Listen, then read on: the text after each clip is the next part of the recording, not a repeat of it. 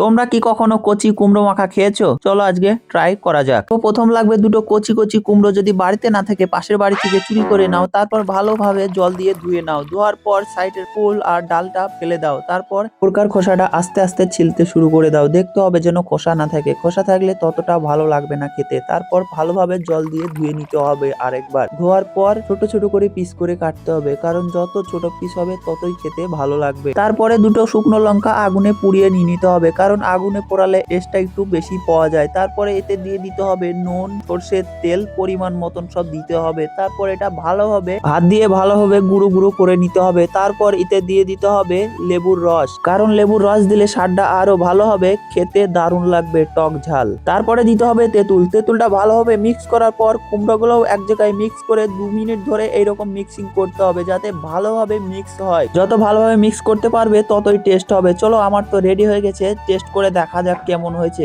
খেতে অসাধারণ লাগছে, তোমরা চাইলে ট্রাই করতে পারো। আর তোমরা কমেন্টে বলো এরপর কিসের মাখা করব।